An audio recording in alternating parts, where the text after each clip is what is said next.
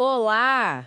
Que bom ter vocês conosco. Nós somos uma IA desenvolvida pelo site Ponto Geek. Curadoria de conteúdo humana por Gordo Geek. Eu sou o Eduardo. E eu sou a Jéssica. Bem-vindos à nossa análise de hoje. Pousar na Lua, né? Continua sendo aquele fascínio, mas também um desafio enorme. A gente viu agora, com as fontes que chegaram pra gente, a tentativa mais recente da iSpace, lá do Japão.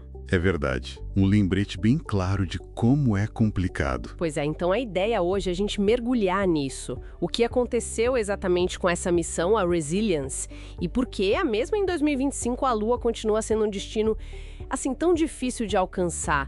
Vamos usar essas informações que a gente levantou para entender melhor. Bora lá. É um tema que não perde a atualidade. Bom, o evento principal aconteceu agora, né? Dia 5 de junho. A iSpace tentando o pouso do módulo Resilience. Imagina a cena, sala de controle lotada, centenas de pessoas. Sim, muita expectativa.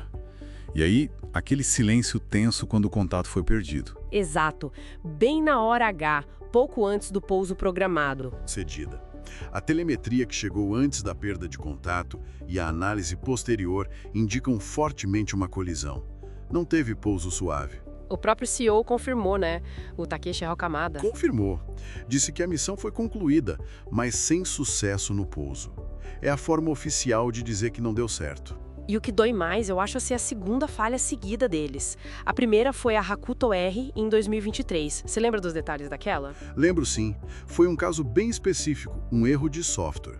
O problema foi com o altímetro de radar, quando a nave passou sobre a borda de uma cratera muito profunda. Ah, a leitura de altitude ficou confusa. Exatamente. O sistema basicamente ignorou a altitude real fornecida pelo radar naquele momento crítico. Achou que estava muito mais alto do que realmente estava. E aí? E aí que o módulo ficou tentando corrigir essa altitude inexistente, pairando a quase 5 km de altura. Gastou todo o combustível nessa manobra inútil e caiu. Caramba, um erro de software com consequências catastróficas. A gente imagina que para essa segunda missão, a Resilience, isso estaria mais do que corrigido, né? Com certeza. Era a prioridade número 1 deles. Mas aí? O que deu errado dessa vez? Não foi o mesmo problema, imagino. Não, tudo indica que não. A causa provável agora, pelo que os dados preliminares sugerem, foi outra. Parece que o problema foi no sistema de medição a laser, o telêmetro. O laser, mas ele não é justamente para ter mais precisão perto do solo? Sim, ele é crucial nos últimos metros. Mas parece que houve atrasos significativos na leitura da altitude que ele forneceu para o sistema de controle. A informação chegava tarde demais. E sem altitude correta em tempo real? O sistema não consegue comandar a desaceleração final da forma adequada. Os motores não reduzem a potência no momento certo. A última telemetria recebida, inclusive, indicou uma altitude negativa. Negativa? Tipo, abaixo do nível esperado do solo? É uma indicação forte de que o impacto já tinha ocorrido ou era iminente no momento da transmissão final. Basicamente confirma a colisão. Poxa, que frustrante. Especialmente pensando da jornada que essa nave fez. Foram 4 meses e meio, né? Numa trajetória de baixa energia. Sim, uma trajetória longa, mas que economiza muito combustível. A ideia era justamente essa: maximizar a capacidade de carga útil, já que era uma missão mais focada no baixo custo. Faz sentido. E o que ela levava de interessante a bordo? Além da tecnologia de pouso, claro. Tinha uma variedade de cargas, um experimento bem curioso de produção de alimentos no espaço, usando algas, a euglena. Tinha também uma sonda de radiação da Universidade de Taiwan. Ciência pura. Exato. E demonstrações tecnológicas, como um sistema de eletrólise da empresa Takasago, para testar a produção de oxigênio e hidrogênio a partir de água, pensando em recursos locais no futuro. Isso é chave para futuras bases, né? Fundamental. E tinha coisas mais simbólicas, digamos. Uma placa comemorativa do anime Gundam, da Bandai Namco. Sério? Que legal. Fãs devem ter adorado. Imagino que sim. E a mais peculiar, talvez, fosse a Moon House. Uma casinha sueca, em miniatura, uma obra de arte do Mikael Jeinberg. A Moon House, eu vi sobre isso. Era um projeto antigo, né? Que finalmente ia para a Lua. Tinha até um roverzinho para colocar ela no lugar certo. Isso. O micro-rover Tenacious, desenvolvido pela própria iSpace Europe, lá em Luxemburgo. A missão dele era justamente transportar a casinha, posicioná-la e tirar fotos. A ideia é pegar até um ângulo com a Terra ao fundo, se possível. Seria uma imagem icônica. Nossa, que pena que não rolou. Além dessas cargas, tinha algo relacionado à NASA, não tinha? Tinha sim, e muito importante, contratos do programa CLPS da NASA para coletar amostras de regolito, o solo lunar. Coletar e fazer o quê? Trazer de volta? Não, nesse caso o objetivo era mais conceitual e legal.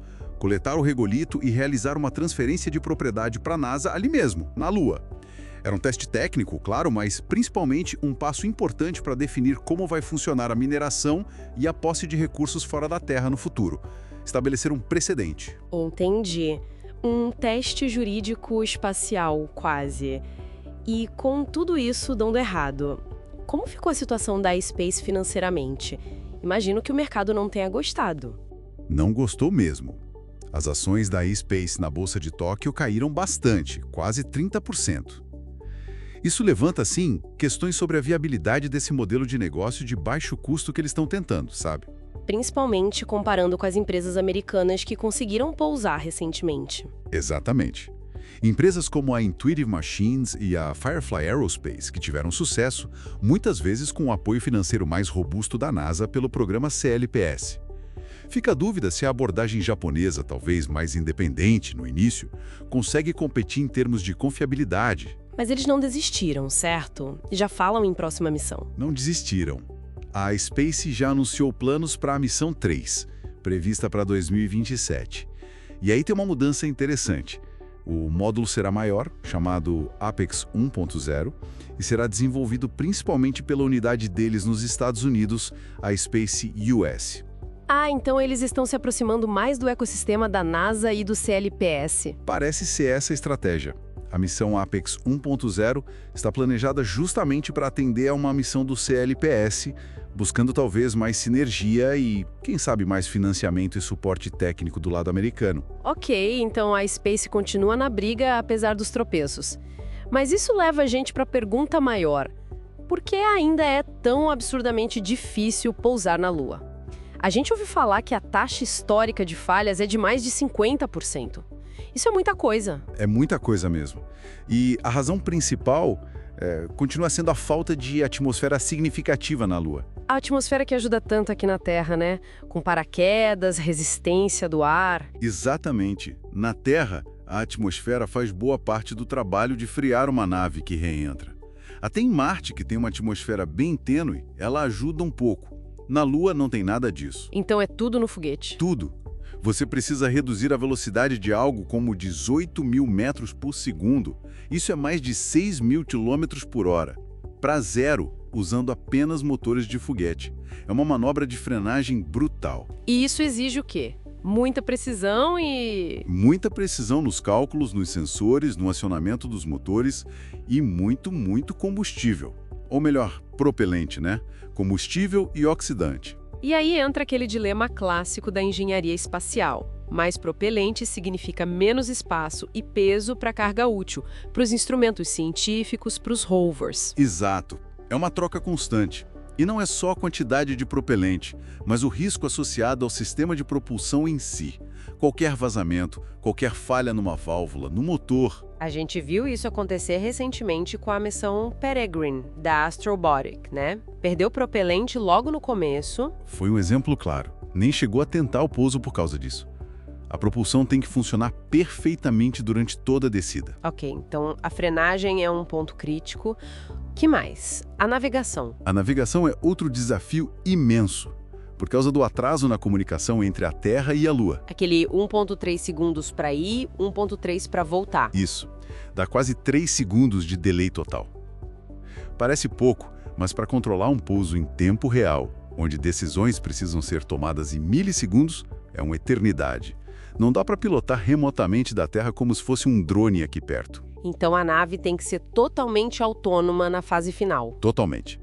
Ela precisa usar seus próprios sensores, altímetros, radares, lasers, câmeras, para entender onde está, qual a velocidade, qual a inclinação e tomar todas as decisões sozinha. E aí qualquer falha nesses sensores? Compromete tudo. Como a gente viu aparentemente no caso da Resilience, com o telêmetro a laser. Ou no caso da Hakuto R, com um altímetro de radar. Autonomia, depende de dados precisos. Teve aquela missão japonesa recente, a SLIM, que conseguiu um pouso super preciso usando reconhecimento de crateras, né? Mesmo tendo pousado de ponta cabeça. Sim, a SLIM foi um feito notável em termos de navegação de precisão. Mostrou que é possível, mas também ilustrou como as coisas podem dar errado no último segundo. No caso deles, parece que um problema no motor causou tombamento, mas a navegação autônoma funcionou. E o ambiente lunar em si, ele também não ajuda, né? De jeito nenhum. O próprio terreno é um desafio. Primeiro, tem o regolito, aquela poeira lunar finíssima, quase um talco, mas extremamente abrasiva. Tipo uma lixa. Pior, e quando os motores do módulo de pouso disparam perto da superfície, eles levantam nuvens enormes dessa poeira. Isso pode cegar os sensores ópticos e os lasers, pode entrar em mecanismos, grudar em painéis solares, radiadores. Complica tudo. Fora as pedras e crateras. Exato. O terreno é irregular. Tem crateras de todos os tamanhos, blocos de rocha espalhados. A nave precisa conseguir identificar um local seguro e plano em tempo real durante a descida final.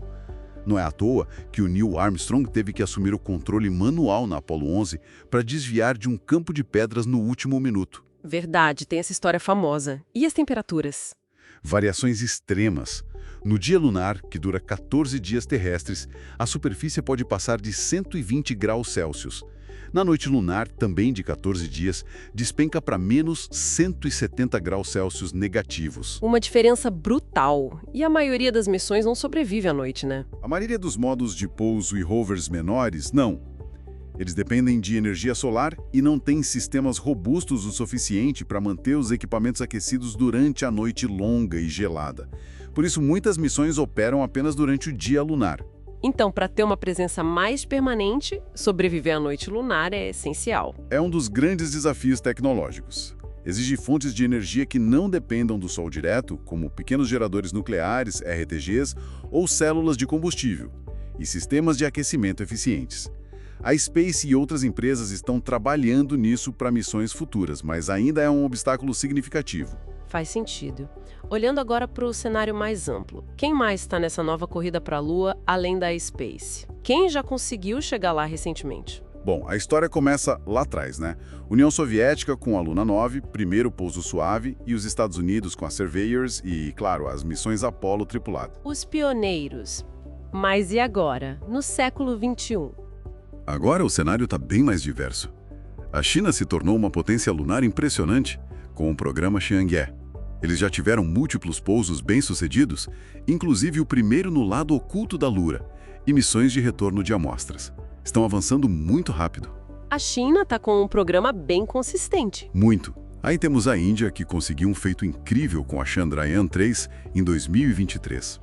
Um pouso bem-sucedido perto do Polo Sul lunar, uma área de grande interesse científico e com um orçamento considerado baixo, mostrando muita eficiência. Sim, foi um marco importante para eles. E o Japão com a missão governamental SLIM, que mencionamos. Apesar do pouso de ponta cabeça, foi um sucesso em termos de demonstração de tecnologia de pouso de precisão. Então, China, Índia, Japão. As agências espaciais nacionais ainda estão muito presentes. E o setor privado? Fora a Space, quem mais conseguiu? No setor privado, o destaque recente vai para as empresas americanas, a Intuitive Machines, com a missão IM-1, Odysseus, e a Firefly Aerospace, com a Blue Ghost Mission 1. Ambas conseguiram pousos suaves este ano, em 2025. E elas têm uma ligação forte com a NASA, né? Sim, ambas fazem parte do programa CLPS, que é o Commercial Lunar Payload Services. Basicamente, a NASA contrata essas empresas para levar cargas úteis, experimentos científicos, demonstrações de tecnologia para a Lua. É uma forma de fomentar o setor privado e fazer ciência a um custo potencialmente menor do que missões totalmente gerenciadas pela agência. Esse CLPS, então, ele se conecta de alguma forma com o programa Artemis, o grande plano da NASA de levar astronautas de volta à Lua. Mais de 4 bilhões de dólares por lançamento do foguete SLS com a cápsula Orion. O CLPS funciona como um programa de apoio, usando missões robóticas mais baratas e frequentes, para fazer o reconhecimento do terreno, testar tecnologias e investigar recursos. Preparar o caminho para os humanos. Exatamente. É uma parceria público-privada.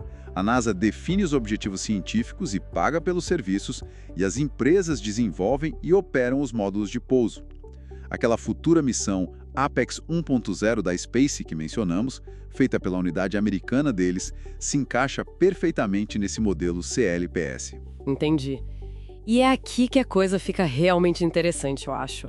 Como essa entrada forte das empresas privadas está mudando a cara da exploração lunar. Muda bastante a dinâmica.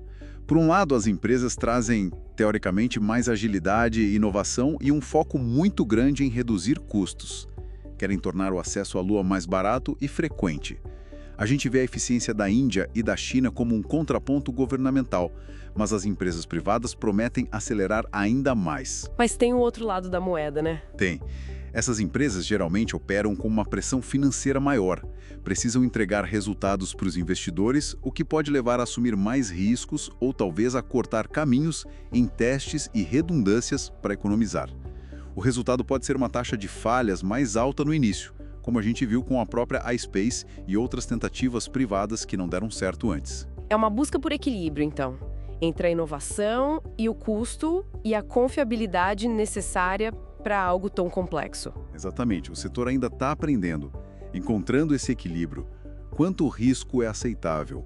Qual o modelo de negócio sustentável para a exploração lunar comercial? São perguntas que estão sendo respondidas agora, a cada missão, seja ela um sucesso ou uma falha. E olhando mais para o futuro, quais são as implicações disso?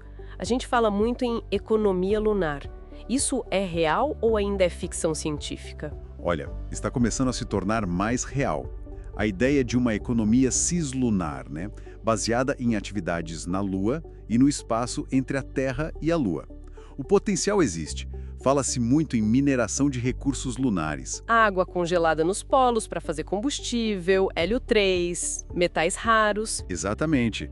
O gelo de água é talvez o mais promissor no curto prazo. Se você consegue extrair a água e quebrá-la em hidrogênio e oxigênio usando eletrólise, como aquele experimento que a Resilience levava, você pode produzir propelente para foguetes ali mesmo na Lua. Isso mudaria toda a logística da exploração espacial. A Lua viraria um posto de abastecimento. Um posto de abastecimento, um hub logístico. Além da mineração, tem o potencial para a ciência comercial, instalação de telescópios, talvez até turismo espacial no futuro mais distante. E aquele contrato da iSpace para coletar e vender o regolito para a NASA entra aí. Entra como um passo fundamental na parte legal e regulatória. Foi uma demonstração pequena, simbólica, mas importante para estabelecer o precedente de que recursos extraídos no espaço podem ser objeto de comércio, de posse. É um tijolinho na construção dessa futura economia. E a Lua como um degrau para Marte. Essa ideia continua forte. Continua fortíssima. Muitos veem a Lua como um campo de provas essencial. Aprender a viver e trabalhar em outro corpo celeste, a usar recursos locais, o tal do ISRU, In Situ Resource Utilization, a lidar com os desafios do ambiente espacial por longos períodos, tudo isso seria crucial antes de tentar uma missão muito mais longa e complexa para Marte. Pessoas como o Ron Garing, da iSpace US, que você mencionou, defendem isso, né? Sim, ele e muitos outros no setor. A visão é que estabelecer uma presença sustentável na Lua não é só um fim em si mesmo, mas um passo necessário para nos tornarmos uma espécie multiplanetária. Então, resumindo a situação, apesar de contratempos como esse da iSpace, o cenário geral é de uma atividade lunar muito intensa, com novos países, novas empresas, novas abordagens. É um momento de muita efervescência, sem dúvida. Cada missão, mesmo as que falham, traz aprendizados valiosos. A tecnologia avança, o conhecimento sobre a Lua aumenta. E isso nos leva, talvez, à questão final, que você até tocou de leve, conectando com o Ron Garing e o cenário político atual, com a administração Trump de volta aos Estados Unidos. Exato. A grande pergunta que paira, e que as fontes que a gente analisou também levantam, é sobre a sustentabilidade desse esforço todo. O compromisso político e principalmente financeiro vai se manter firme ao longo dos anos e das mudanças de governo? Especialmente nos Estados Unidos, que ainda são o motor de boa parte disso com o programa Artemis. Sim. Será que existe a vontade política e o orçamento contínuo para realmente estabelecer uma presença duradoura? Para, como dizem, ficar na Lua? E não apenas fazer visitas esporádicas como foi com Apollo. Essa é a dúvida que vai definir se essa nova era lunar vai realmente decolar de forma sustentável ou se será mais um ciclo de entusiasmo seguido de cortes orçamentários. Uma pergunta de bilhões, literalmente, de dólares. E que vai depender de muita coisa além da tecnologia. Com certeza. Depende de política, de economia, de prioridades globais. É algo para a gente continuar acompanhando de perto.